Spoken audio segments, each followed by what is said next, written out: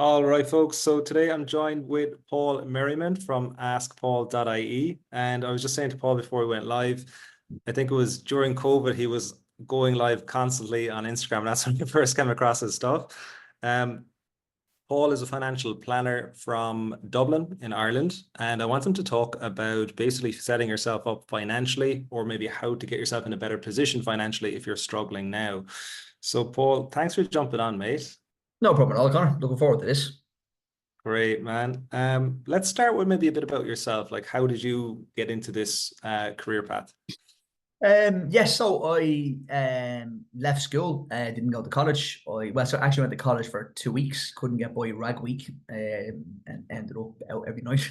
Then I ended up in an electronic engineering, we kind of got a clue about. Went into a lecture. It was like Chinese, so I exited stage left and left college. Worked part time in Dunn stores for a few months while I was trying to find a job. I got a job in an insurance company in Dublin city centre in Dawson Street called Royal and Son Alliance, now RSA. Started my career there, did my exams at night time for my kind of general insurance exams. It was more motor and household, it's that kind of general insurance. And yeah, I think a few years later, I jumped ship into Irish Life. In between a couple of different jobs, trying to get sales experience with Tato Crisps in Ireland here and Campbell Soups, and did a bit of kind of sales for a couple of years. Went back to Irish Life for an interview, and yeah, got the job as a junior financial advisor. Worked my way up, doing my exams again at night time, getting QFA qualified, working my way through Irish Life, and kind of getting promotions and into towards kind of deal with more wealth management type of clients, to be fair, than your average typical someone setting the pension up. So you kind of will go through the ranks in Irish Life quite quickly. Left and yeah, left in around 2009, 10 after the financial crash. Everyone thought it was crazy. My opinion was that I need to find the clients for Irish Life, got to find them for myself. I give more kind of rounded advice and a bigger kind of choice of products, financial products. So in Irish Life, you can only sell Irish Life products, obviously, or advise on Irish Life policies. So yeah, there was a big world outside of Irish Life, and way more competitive charging structures, better funds. So yeah, then set up this company called PAX Financial Planning, and one of the guys came with me from Irish Life with one of those Jerry Maguire moments. He was coming with me, and Connor Bourne came, was a shareholder. Sold the business a couple of years ago as well, but Connor came with me. 2017, 16, we started the Ask Paul page, which is just really giving jargon-free financial planning advice on Instagram. Sorry, Facebook, wasn't even Instagram at the time, Facebook and Snapchat, talking about interest rates, pensions, tax back, how people should set themselves up for success. And that really exploded for us. Then we started getting people asked to go on radio shows, TV shows. And then we were really well poised. Like every Tuesday, we used to do consultations online because we used to have clients outside of Dublin. So then when COVID-19 hit, we were kind of already got a really big marketing platform. We were already on Zoom. We were already doing kind of what you call remote working with clients that even the big life companies and the brokers had never done before. And the business just exploded. We were doing, I don't know, a few hundred grand turnover in 2016 rather. And yeah, I think by 2010 to 22, we're doing about 10 million and 68 staff. And yeah, so right time, right place. Yeah, that's in a nutshell. We were acquired by a group called Fairstone a couple of years ago, one of the fastest growing financial planning firms in the UK. They bought us out. They've given us a large supply of cash to try and consolidate the Irish marketplace. So we've moved big time into M&A. So most of my days now, rather than doing What's M&A? Mergers and acquisitions, sorry. So yeah, we're buying a lot. So we've bought, I think, 6 already, another 5 or 6 deals to do this year. So we're probably going to buy 20 to 30 firms over the next 3 or 4 years. So yeah, it's cool, quite exciting. Yeah, that's some story, man. Yeah. Well done. So Continue. no, I was just saying, yeah, no, that's it. Story in a nutshell. Yeah, Yeah. right away. I'm curious about like that growth curve is pretty insane. So 2016 to 2022, Yeah. 6 years. Yeah, it was mental. It was absolutely. Yeah. My wife had a baby in 2016 as well, Luca, and don't really remember much of him. Sorry if he's ever watching this back. But yeah, we kind of ended up. I also set a software company up on the side called Clear Choice, which was kind of financial planning comparison tool for advisors to use in Ireland. And that went exceptionally well. We sold that business as well. But yeah, we ended up from 16. And in fairness, when we were approached by Fairstone, I had a very a decent figure in my head of what I thought the business was worth, and it was I was quite surprised to find out it was worth almost 10 times what we thought it was worth. Because we didn't even look to count, we didn't even look to see what the business was worth. We were just that busy. So it was kind of great in a way. Came as a shock when we got the valuation in. But yeah, hard work and kept our heads down for 6 years and tried to take over an industry, I suppose. And we kind of did that well through the askpaul brand, and now we're acquiring through the industry. So, yeah, I suppose for anybody watching, I'm always a big believer in if you're going after anything work-wise, if you're self-employed or setting up on your own, is to just to try and take the actual industry. Don't think it's nothing's too big. You know, yeah. So that kind of frame of mind always stuck with us and helped us. And it's kind of come to fruition without knowing it. I'm not one of these vision board people or people that sit down and kind of map out your whole life. I didn't do that. I did it financially. I wanted to have X amount by the time I got to 45. I'm 42 now. Well exceeded it, not being cocky. I just didn't realize what it was worth. But yeah, I think just get your head down, work your arse off for the right reasons. And we were trying to bring jargon-free advice to people in Ireland when it comes to personal finance and demystifying it. We believe in advice equality. Someone can come in here with €100 a month to invest for their children's trust fund, or else they can come in with tens of millions after selling their business, and we'll deal with both. So we don't say we don't deal with anyone that has less than 250 grand or less than 150 grand salary. We do free consultations. Might sound bizarre, but we're passionate about financial planning, so we'll do free consultations for people. They mightn't do business with today, but we hope to come back in 2 years or 5 years. So yeah, we never want price to be a reason why somebody doesn't get a really good, robust financial plan. So yeah, we took a bit of a punt on that. Everyone thought we were crazy, but we're sitting here now with over $1 billion of assets and think over 25,000 clients in the Fairstone group in Ireland within 2 years. So it's been quite a journey. That's very interesting.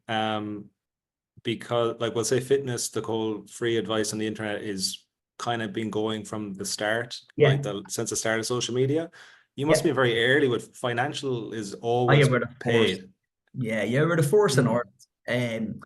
I think a lot of people see a lot of brokers will give you free advice. They'll give a free consult. The banks do this all the time, free consultation, but the bank are there to sell you a product. The bank are in disguise a life assurance company with a sales channel. And some will say we're the same. We make the majority of our money through commissions of placing products, but we want to place the right products for the right clients at the right time. So if you come into me today, I had a client yesterday, and they were looking to start a pension fund. They were in a company pension fund. They want to put additional voluntary contribution. They're called ABCs, but a bit of short-term debt, and they were still living at home.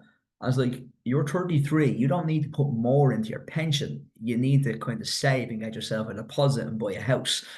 And although the person knew that, they felt that they were so far away from getting on the property ladder that they thought the pension was the obvious thing to do with tax relief. And yes, pensions are amazing. You get amazing tax relief and they grow tax-free.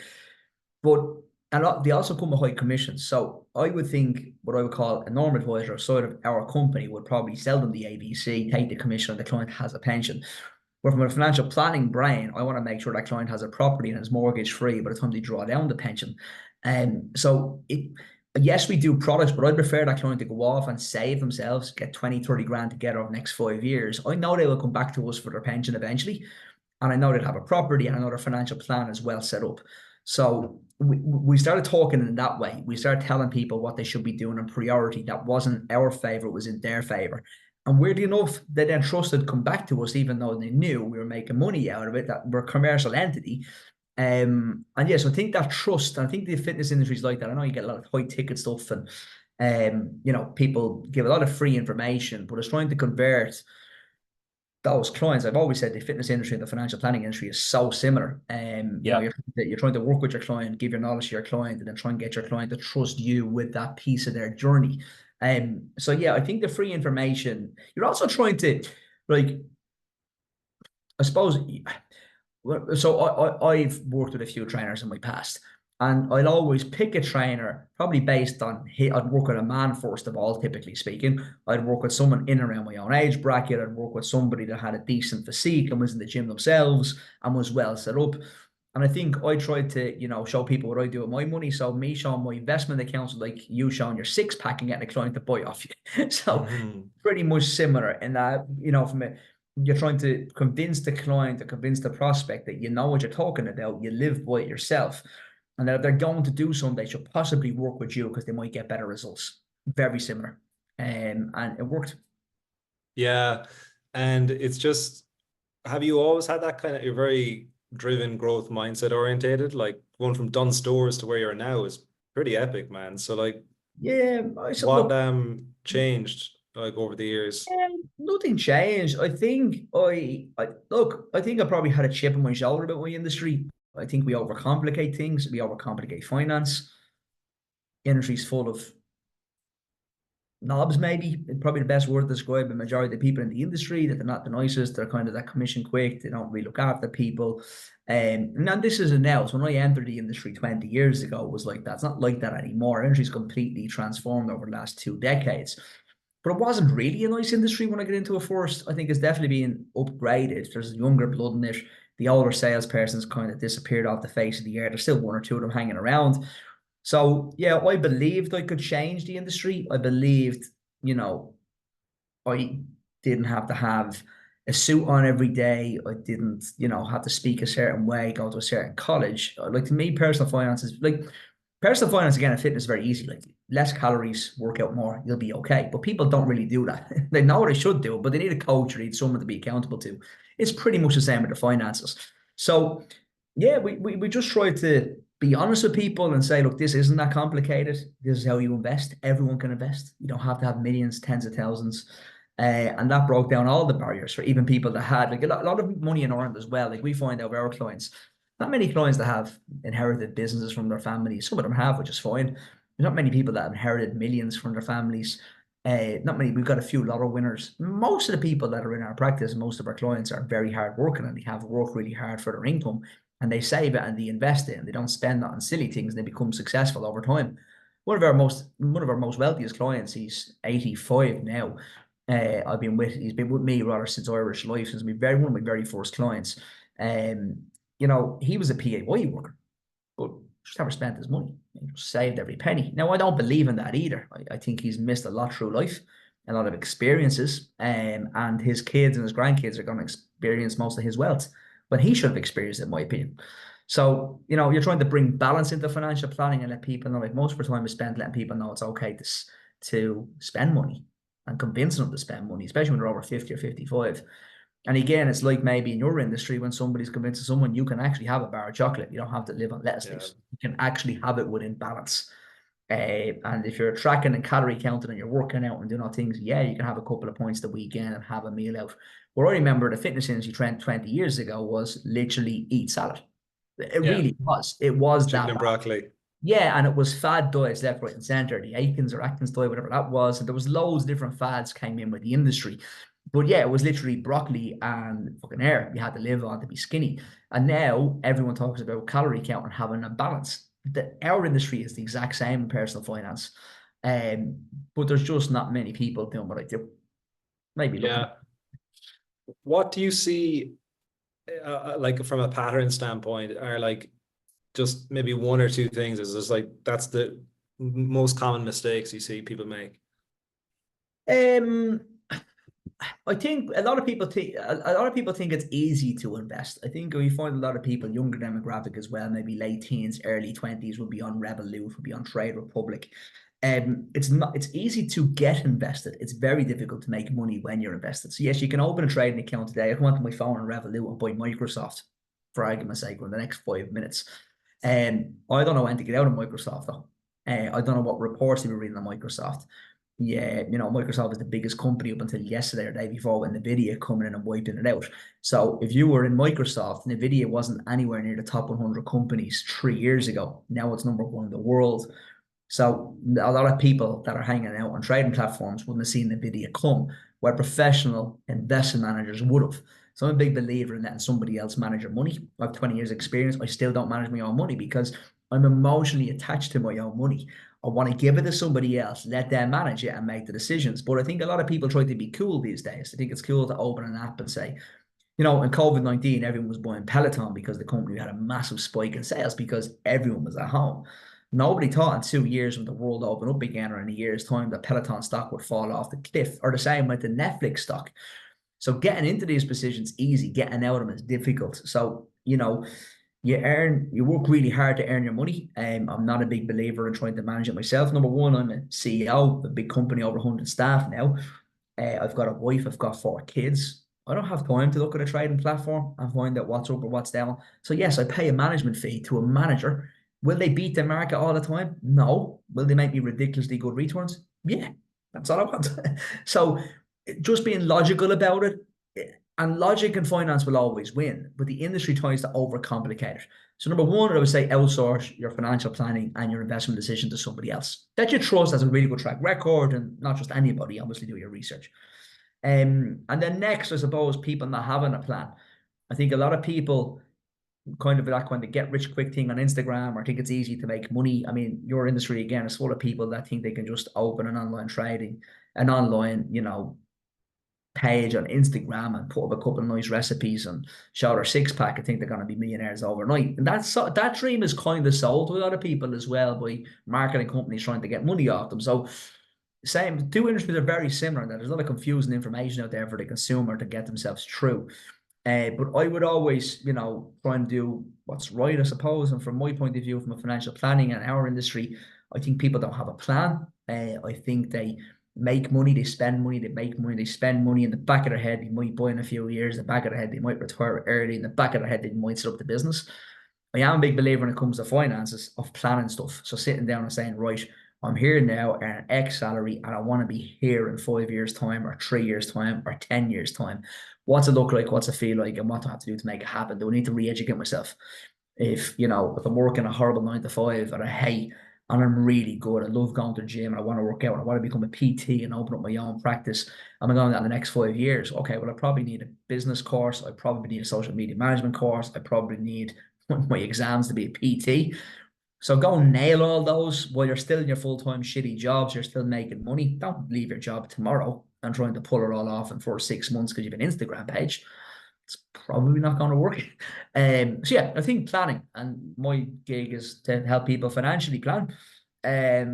So yeah, I think people just don't plan enough or don't hire people to help them do it. Because Yeah, sometimes you don't even know we exist. it's really funny that you're saying this because like now I'm like, well, I don't have someone looking after my plan going forwards financially, and it's Yeah, like it makes so much sense, you know, yeah, it versus like does. fitness and everything. It's like it's a no-brainer. Yeah. Um, where should people focus on between saving, investing, and trying to earn more money? Okay, so there's three rules before you invest. And number one, you want to have no short-term debt or little short-term debt, card loans, credit cards, little credit union loans. They shouldn't be there because they're all costing you 8% or 6 to 12% on average 8. To get 8% in the markets after tax, you have to get about 12. So, you know, you're better off. Give you a credit union loan and it's costing you 8% a year. If you overpay that by €200, you've just saved yourself 8% or made yourself 8%. So don't be trying to chase the market because it's cool to try and get 8 when you know you're guaranteed going to save yourself 8 by overpaying a loan. Because that's sometimes people always get wrong. They have loans over here paying 8% or a credit card 20 or 25%, and they're over here on Revolut thinking their geniuses making 6 or 7%. You've gone nowhere. You Yeah. have 8% over here, 8% over here. So take all your money and redirect it towards your savings, your loans. Also, you should have an emergency funds at a side of a minimum of €1,000 somewhere like a post office or credit union in case something incidental goes wrong, like the car breaking down or fridge freezer, window breaking, whatever it is. And then lastly, make sure you have your short-term cash requirements. Your short-term cash requirements are your holidays next year, this year. Again, there's no point in saving 500 quid a month, 6 grand a year in investment account and going to 6 grand holiday next year and borrowing for it. Like, it's just stupid. Just use your own money. And when you look to invest, you generally can't invest for less than 5 years. If you go back to 1920-ish and you look at every 5 year period since then, on average, 3 years out of those 5 years will be positive and two will be negative. So if you invest in me today, I don't know whether next year is going to be, well, I think this year will be positive. It's already positive about 15%. This year will be good. I'm not sure about next year or the year after year because I have a crystal ball. So, what I would say is over 5 years, I think the market will average out. Like if you look at what happened in 2006, the market was pretty much backward in that 5 year period. The funds we use are backward in 2 or 3 years. So yeah, always just don't invest for less than 5 years. And the reason why people get investing wrong is like, kind of like you're a clever guy. You probably understand that investment markets go up and down in value. Yes. Up Yep. and yeah. Okay. So why don't you just invest and take your money out when it's up? That's all you actually have to do. It's not that difficult. It's actually all you have to do. But the problem is people set themselves up where they don't have the emergency fund. And when the fridge breaks, the car breaks, they have to access their account to pay for stuff. Or they go on holidays next year and they have no money. If they take the money in their investment account. Now, if the market's down 15%, that's your fault for taking the money out. It's not the market's. You knew the market was going to go up and down. So the whole idea about investing is just investing for that you don't need the money and you get to choose when to take the money out and you get to take the money out when it's up. And that's all there is. But so many people miss that piece. They don't set themselves up for success for investing. I see this with people with Bitcoin all the time. People get into Bitcoin and Bitcoin falls by 20%. They shit themselves and take it out. Then Bitcoin's back up by 40%. They put more money in. I mean, that's absolutely madness. So if you're investing, you need to just stay there. Now, Bitcoin, I think, is a 10-year plus investment, by the way. We'll get into that later, maybe. I'm not a big believer. Like, I've less than 1% of my wealth in there, but I just have it there more for fear of missing out, probably than anything, to be fair. But yeah, I went in knowing I don't need access to this money for 10 years. And honestly, if it disappears, it disappears. I'm not going to care. I'm not going to like it, but I'm not going to need it. I'm not going to miss it. So yeah, I think people set themselves up failure-wise that way. You should always have your short-term savings for your short-term needs and investing's long-term. So even if it's 100 quid, 200 quid, like if you invest 250 quid a month over 30 years, get an average 9% return in a pension plan where no tax on the growth, you've got 10% return, you end up with about 690 grand. A lot of people have 50, 60, 70 quid a week spare, but they don't want to wait 30 years to have that money. If you had a couple doing it, it'd be 1.2 million. If you're in your 20s, you'll have it by the time you get to 60, but nobody wants to wait to 60 to be a millionaire. They want to be today. Therefore, they take more risk and they lose more money. So they're the couple of the mistakes I see. So slow and steady wins the race when it comes to investing. And then also, like I had a very small amount of money in my pension and my investment account when we sold our business. Now they're all extremely healthy because I wanted to keep money in my business. I wanted to invest in marketing. Like I actually made more money over the last 10 years than the stock market would have made for me because I'm really good at what I do. And I know I'm going to sound really patronizing and cocky, but if you're a small business owner and you're in the fitness industry and you are really good at what you do and you've got maybe 20, 30 clients and you know if you get to 100 clients, you learn an extra 100 grand a year. Why would you be giving me a grand a month? You should be putting that into online marketing. You should be putting that into coaching. You should be putting that into making your business better, hiring an additional staff member to do all your admin shit so you can actually sell more. Because you'll make more money than I'll make you. So the money you give me should be the kind of, I want that money back in 20 years, 30 years, but my pension, get tax relief on it. So don't be afraid to back yourself if you're a small business owner. And I find that a lot of people don't do that enough. Why would you be giving somebody 500 quid a month to try and get you 6% where you could probably turn that 6 grand with an online sales campaign into 10 grand, 20 grand? Market's not going to do that for you. That's exactly what I wanted to ask you next, is the difference if you're employed or self-employed. So you were just basically going into that there. Yeah, I think if you're employed, it's a different it's a different game. I mean, if you're employed and you never have an ambition to be going out on your own, which is absolutely fine. There's more of those people than there are entrepreneurs. And there's nothing wrong with it. Wrong with getting a steady paycheck, and wrong with working your backside off and going through promotions, etc. Don't forget, there's a lot of businesses that fail as well. There's let's not make entrepreneurship out to be rosy. My 10 years was a ruler for the first 6 years, like really, really, really stressful, really bad. We did something good with the askpaul brand and it saved the day. Obviously, it worked out well. But that's not every business person. But if you are a PAYE worker, you need a little bit more of a robust financial plan. You need to be taking a small portion of your pay pack at the end of the month or the week and investing in it and putting into pensions and making sure your future is successful because the future relies on you and your ability to earn an income. And I'd say that the most important financial product for self-employed or sole trader, self-employed or PAYE workers, employees, is what's called income protection. So if you can't go to work for a reason for sickness or injury, your income protection policy pays you a percent of your salary till you get to retirement age. So yeah, the problem is like if you're a business owner should be thinking themselves as a business owner and a PAYE worker. So let's say you own a fitness a gym, just let's say a gym. You own a gym and you have turnover 500,000 and you're paying yourself 80 grand a year. Out of 80 grand a year, you'd want to act like a PAYE worker. You want to save a bit, put into the pension and all that. But then with the business is different. You want to do something more ambitious with the business. So the money there should probably be redirected towards marketing and growing that business.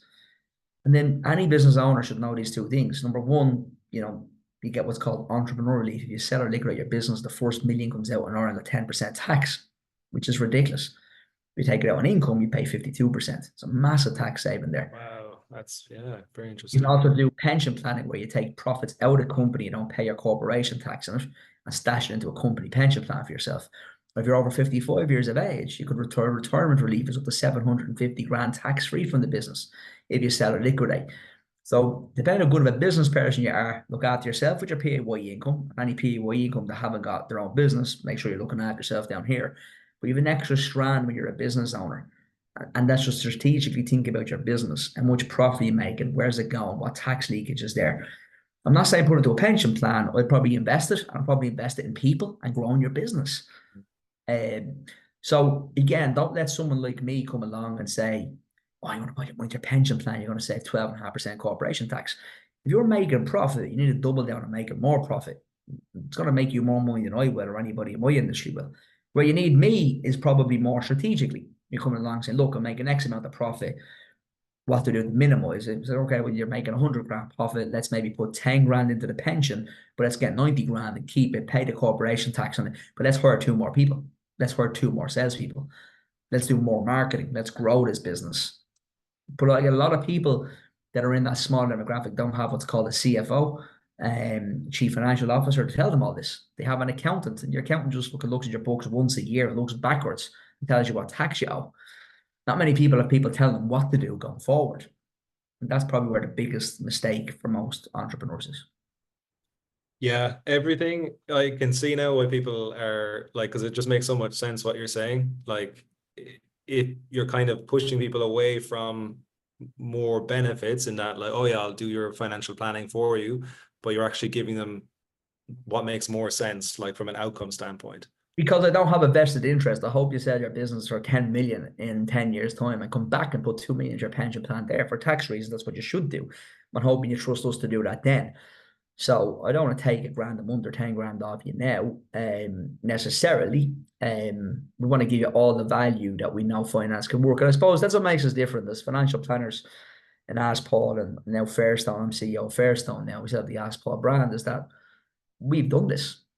We've grown a successful business. We've seen it all. We've had the letters drop in our letterbox that we couldn't pay. We've ducked and dived with borrowings.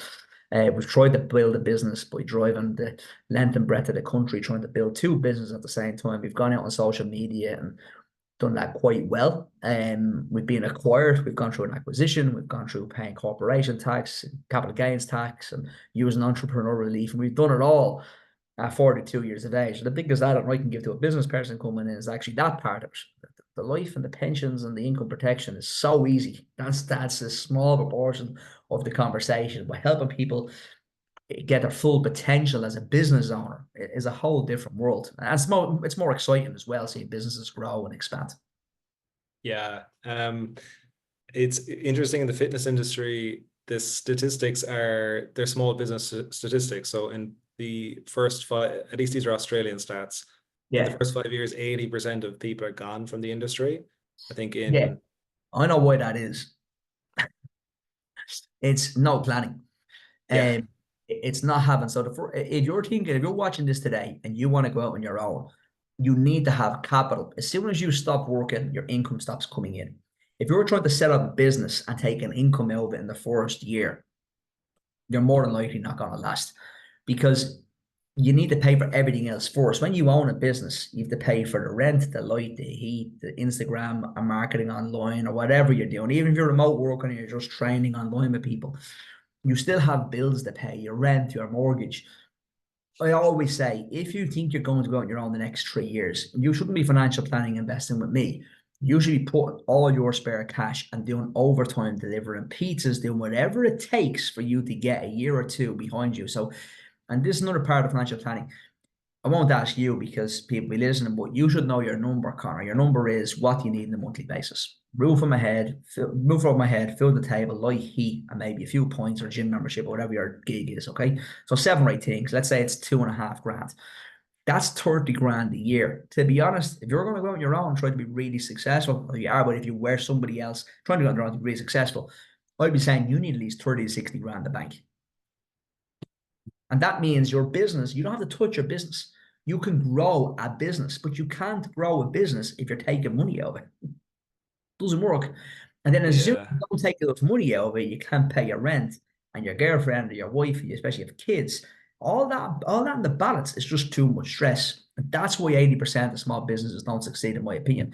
If you gave yourself a year and said, right, I'm going to work really hard in my business. So when I go into business, I'm going to work not 40 hours a week, I'm going to work 80 hours a week, 60 hours a week, I'm going to work day and night. Do it now. Get a Domino's pizza job. Pick up an extra 500 quid a month.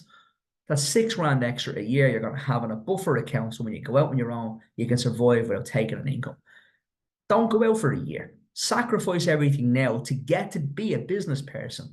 Where too many people just throw in the towel at work, or they get excited by the ego of being the business owner, they go out into business and it fails because they haven't set themselves up to succeed.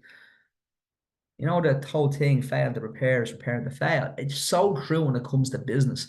And I was this hero, by the way. I left Irish Life thinking it was so easy to set up my own business. And it was really difficult. I remember 1 December having to get a credit union loans to keep the company afloat.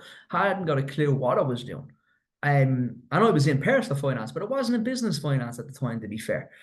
You know, that was 15 years ago almost, and kind of wet around the years. Now, I was lucky that our industry is very good at paying us. There's no VAT in our industry. It's commission led. You get paid at the end of the week or the month in some places. So it's very cash rich.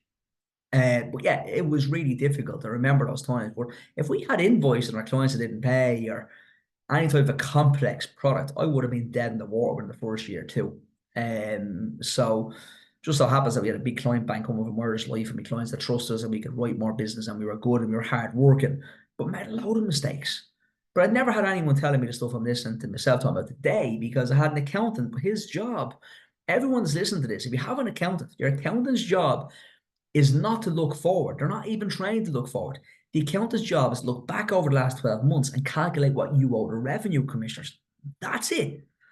So if you're relying on your accountant to help you grow your business, you're equal. Now, there's 1 or 2 really good accountants out there, but the majority of them, you're not going anywhere because they don't care. They have their own business to run. Their business is to look back on your business and make sure you're tax compliant and you've done all your returns and you've paid your tax. That's all you're paying them for.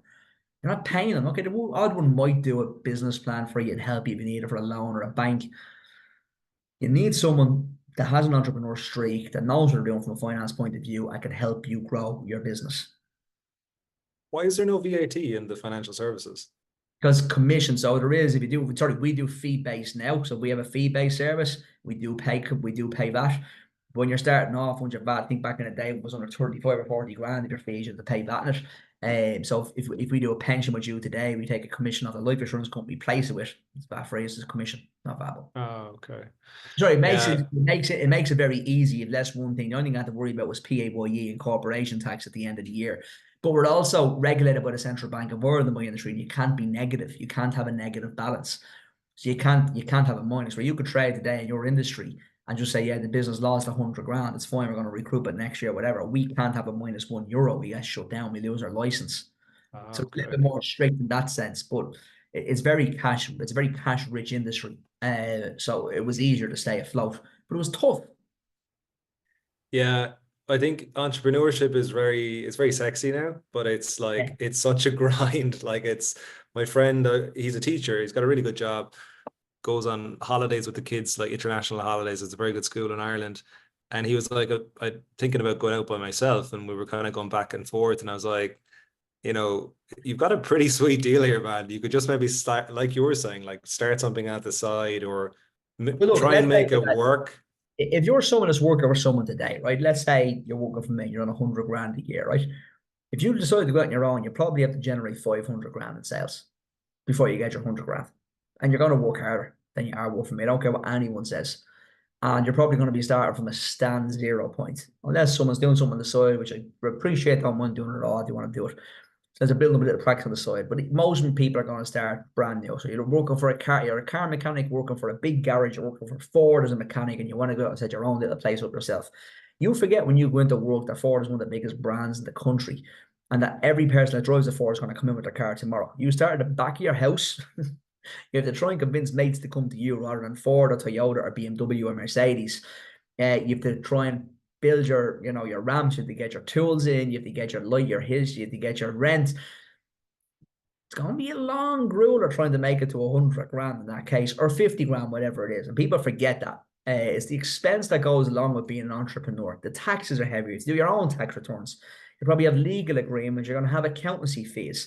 You now spend more time running the business than you do fixing cars, which in turn slows down your profit. So, yeah, that's a quick example. But, yeah, I mean, if you're somebody that, is going to go out on their own, they've saved a lot of cash, and you have an entrepreneur streak, and you think you're going to open a practice or open a garage at the back of your house and run it really efficiently for a year or two and try and open a chain of garages across the country, and in 10 years you're going to be worth X. That's cool. Knock yourself out once you know what you're getting into. But don't leave because your boss is a pain in the ass or because you hate the traffic on the M50 or some stupid reason, because it's going to be 10 times more painful being your own boss. Yeah, it's 24/7. I want to read this quote, mate. Research has shown that people who experience stress from financial issues are 20 times more likely to attempt suicide than those who do not experience this type of stress. What are your thoughts on that? 100% agree. Personal finance is when it goes wrong for people, it consumes them on a daily, nightly. It's something that we don't talk about enough in Ireland. Like, we don't talk about mental health enough in Ireland anyway, and especially men. I'd say that figure is fairly much male focused, not ditching females. Saying you don't worry about these things, but I think it's more of a male thing as well, from my experience. Thing about this is that rather than being an alcoholic or a drug addict or a gambler, is that it's really easy to fix something that's gone wrong in your finances. If you have loans, they can be written off. That's it. You just don't pay them back and they get written off. You go to court, you become bankrupt, you liquidate, you have a company, and you can fresh start tomorrow with a job. The big thing about personal finance is shame and embarrassment. That's really all it is. And it's a typical Irish thing. It's okay to make a mistake. It's okay to set a business up and fail. It happened to millions of people before you, and it's going to happen to a million people after you. So if you do it and you've made a mistake and it's not for you and you've built up debts, write the company off, go through a liquidation process, make yourself bankrupt, everything be okay in the next couple of weeks, months, or years. The biggest thing you can do is put your head in the sand, pretend it's not real, and hoping it will go away, because it won't. I will eat and eat and eat shit, and that's why that statistic is so high at 20%. And yeah, I see it time and time again. And we always say that if anybody's listening to this today under any financial stress, give us a shout on Instagram, drop us a free DM, and we meet you for free, have a chat with you, help you get yourself sorted, point you in the right direction. In Ireland, there's like some MABs that will help you. You can restructure your debt, you can restructure your mortgage, you can stay in your house. There's a rent for life scheme. David Hall does a brilliant scheme. There's loads of help out there, believe it or not. But people just get paranoid and end up in an awful state, and they don't need to. And it's okay to borrow too much. It's okay to make financial mistakes. But what it shouldn't be okay is you don't need to carry around with you forever. It can be pretty much gone the next couple of weeks if you wanted it. That's not saying someone to go out and borrow rings around themselves and blow it and not beat it and come back and try and get it written off. That won't work. But, if there's a history, etc., of bad debt provision. So there's loads of help out there, genuinely. Definitely not something, definitely nothing's worth, obviously, suicide, but definitely not something as simple as financial, because it can be solved very easily. Where I can understand the gambling addiction taking a lot of time and stress away from families. I can understand addiction with, alcohol or drugs, and the impact that has on health and the impact it has on overall families, and trying to work through a process. Financially, be all gone away in a month. It's not that difficult. You just filed for bankruptcy and you're clean slate? Just filed for bankruptcy. If you're a business or if you're a individual, you can go through a process where your debts are completely written down to what your affordability is. So yeah, I mean, there's loads of solutions out there for people. That's What's really not good there is a central bank or a bank that's allowed feel make you feel like shit, talk down to you, and make you feel like nothing because you made a few mistakes. That doesn't exist anymore. Probably did before the financial crash, Definitely does it now. And there's loads of supports out there. MABS is probably the biggest one for people in personal finance situations. And then if you're in liquidation territory, you should be talking to your accountant and getting your accountant to appoint a liquidator and going bankrupt. And there's nothing wrong. You're better off being bankrupt than alive. Totally. Let's talk about talking about money in Ireland. Have you gotten much hate over the years? No, and you know what? Weird enough, when we started Ask Paul, my biggest fear. So I don't know if you follow a guy called Gary Vaynerchuk. Yep. Yeah, Gary yeah, yeah. Vaynerchuk, yes, he was That's why the everyone thinks entrepreneurship is sexy. yeah. So I followed Gary V years ago. Actually, I was working with a personal trainer at the time. I was just about to get married about 10 years ago, I think it was. And this lad was training with Sonny. He's now in Australia. He was at a Gary V event in Dublin. Hadn't ever heard of him, and he was delighted he was going. And he came back to the gym, was telling me about this guy, and eventually I followed him. And a few years later, I followed him and went, fuck, this lad's actually onto something. So we created Ask Paul. He has the thing Ask Gary V. So original Ask Paul. Oh, very good. Yeah. And yeah, we just started doing financial planning content. I just wrote down a little notepad everything to do with personal. So mortgages, term rates, interest rates, all different lenders, different underwriting rules, life insurance, all the contracts, pensions, tax relief. Filled a book of content, did a video every day, and it just blew up. But anyway, yeah, I suppose so from money talking, we thought I was going to get slagged, thought we were going to get abuse. Never. I think on TikTok we get the odd bit of abuse now because TikTok's a little bit mad. But and anytime we get any type of hate, I just kill people back with kindness. And yeah, you're right. Best of luck. Have a lovely day. It doesn't make a difference. We know we make money. We're trying to make people more financially secure. I know I do that. I know I'm really good at my job. I know my team is brilliant and already ethical. And we tick all the boxes. I'll never make an apology for being a businessman and making money and helping people and making money in the process. That's what every business does. So or should do. So yeah, I'm quite proud of Bill. But yeah, very rarely get hate. But when we started when we started this whole thing about, it's okay talking about money. Money is a taboo subject in Ireland. We don't like talking about it. We're a family. Where in the States, people talk about money all fucking day long. They know what the trust funds are. They know what to do with kids when they're born. They know what tax structures. And they're right. It's brilliant. And the UK, to a certain extent, in London and major bigger cities. Here, not an notion. People don't talk about it. Don't want it. Some of the biggest things, like biggest kind of kicks we got in the beginning is people commenting saying, this is the guy I was talking about today in the office. This is the guy I was talking today about in the salon. Or this is your man I was telling you about. And, so it kind of spread like wildfire because people are now talking about money over our page. So people are saying, did you see what your man said online last night? Sure, you can get a mortgage of 4.5. Did you hear the new government scheme is actually really good? The press said it's shit. He said it's great. So that type of stuff really means a lot to us. So I do believe, again, not being cocky, I do think we definitely, with the Ask Paul brand and 100,000 followers and social media and emails, really good open rate, and we've got loads going on. But, I do think we've actually helped shape that conversation over the last few years. And I know we have, and I'm quite proud of that, more than anything else, probably. So, yeah, but we don't talk about enough. It's an Irish thing. Even inheritance tax. When you die, your kids can only get 335,000 each. Most people listening to this that are under 40 years of age will probably only have one or two kids. Very rarely people have 3 or 4 kids these days. If you've got 2 kids, they can inherit up to 670 grand without paying CGT or capital acquisition tax, CAT at 33%. Average family home in Dublin is worth about 550 grand at the moment. So when that couple that are 30 or 40 die in their 90s, those kids are going to have an inheritance tax liability. They're going to have to sell the family home and pay the revenue commissioner inheritance tax, which is the worst tax of all. But you can actually insure yourself it again. So you can put really cool financial plans in place to reduce the inheritance tax or get rid of it altogether. But nobody talks about it because number one is fucking debt and money and tax. Nobody wants to talk about any of those 3 subjects around the kitchen table or with their parents. But if you have elderly parents and you think you're going to receive something and it's going to like back to the revenue commissioners rather than you get to spend it, better off giving it to dogs and cats home. You have to be having that conversation. You need to be talking about it, saying, look, we're not going to live forever. We're going to inherit this. You're going to get it. Here's the plan. We're going to do A, B, C, D, and E.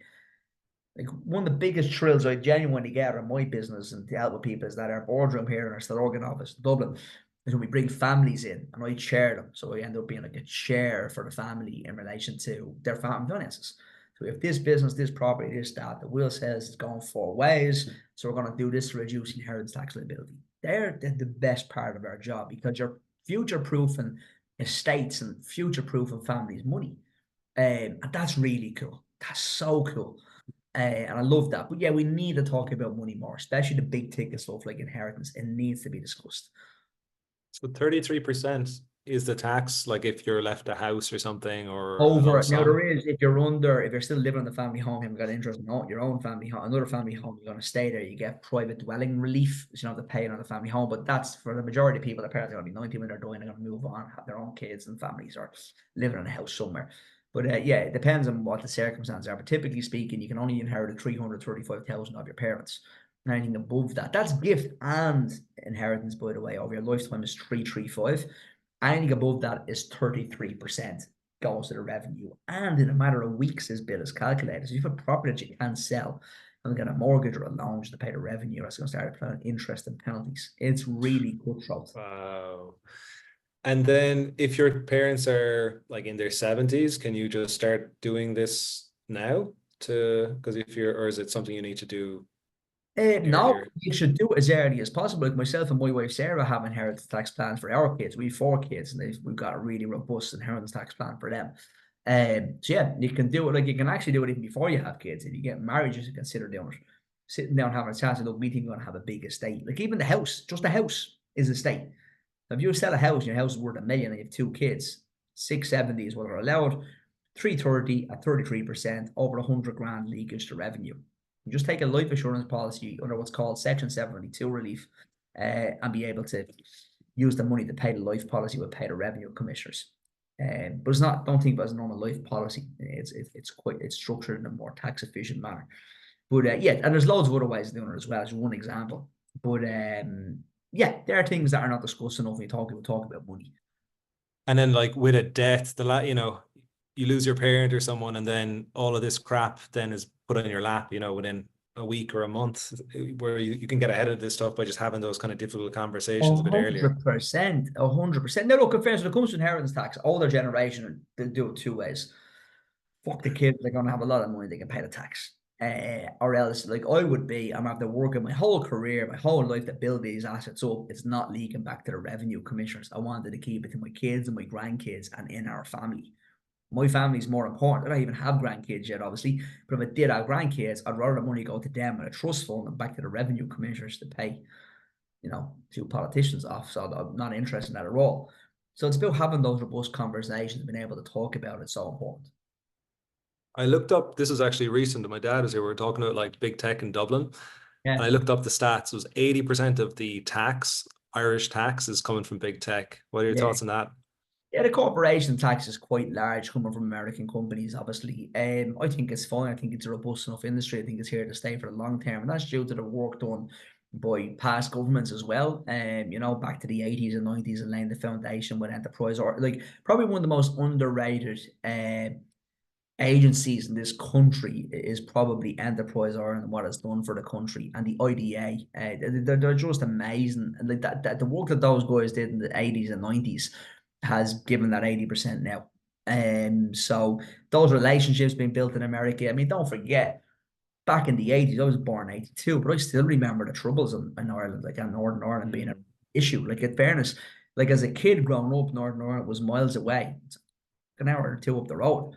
Like if I heard that you were going to land in Australia and there was this massive war with Australia and New Zealand, they were bombing Sydney the odd time, I would be going to Sydney. Yeah. Let's be It's honest. wild.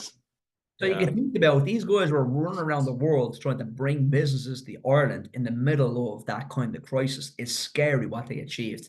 I don't think they get enough credit. And what those departments achieved have just been absolutely phenomenal.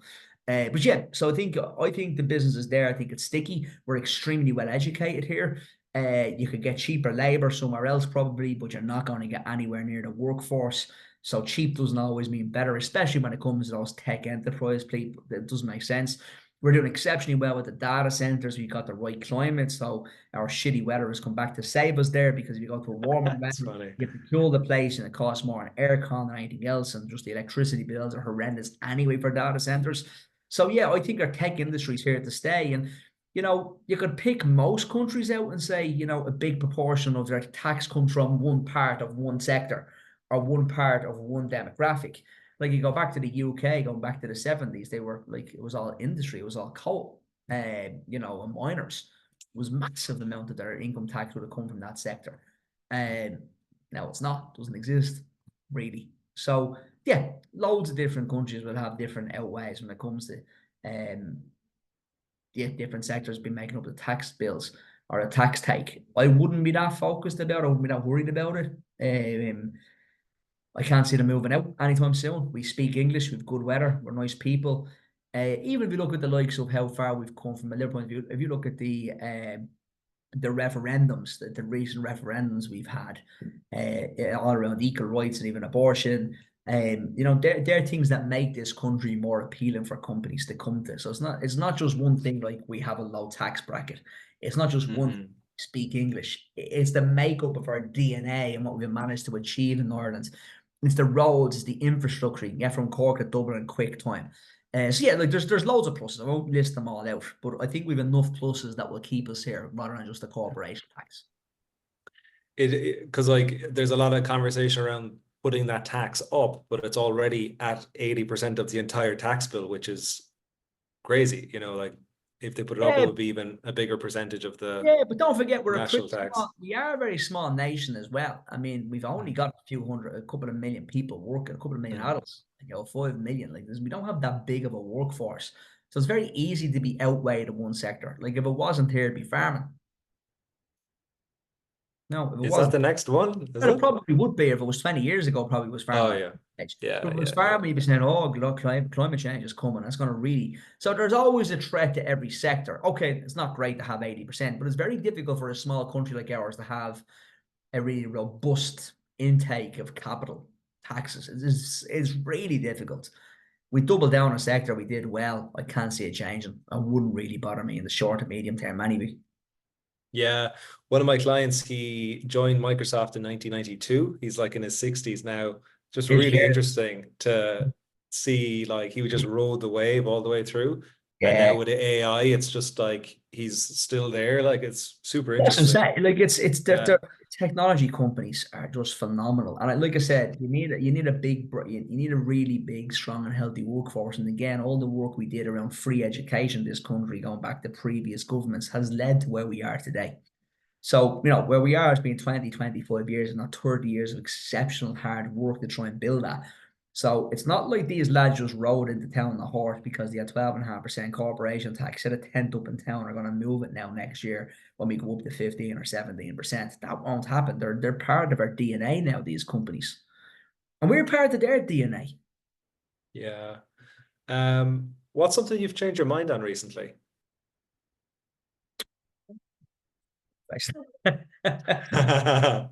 Really good question. Actually, probably health and fitness. I think I'm 42 years of age now. I have never been in the best shape I should be in. I've never achieved it. I've been trying it since I'm 18. No, I used to be quite heavy. I used to be nearly 15 stone. So I'm in great nick compared to when I was nearly 15 stone once upon a time. So I'm in 10 times better shape than I was. But yeah, I think I changed my mind in probably enjoying less stress and just trying to enjoy the process. I think I've spent 10 years, like I feel in my industry, I feel like I've worked 100 years, well, 30 years in 10 years. And now I'm into my 40s. I kind of care less about maybe trying to have a six pack or men's health cover magazine. It was never going to happen anyway, and it never will happen. But I think, yeah, it's more about just being a bit healthier, spending more time with the kids and enjoying my workouts and enjoying going for walks or runs and enjoying it more than trying to groom myself through 3 sessions a week and eat X amount. That's fucking gone for me. I never want to go back to it, to be honest with you. So yeah, I think that's probably what I changed my mind on the most is trying to enjoy the process rather than force it through. I definitely feel like I tried to force it for 10 years, health and business. And now I kind of really want to relax more and enjoy it and enjoy the process. Love it, man. Last question. If you could put something on a billboard to reach millions of people, what would it be?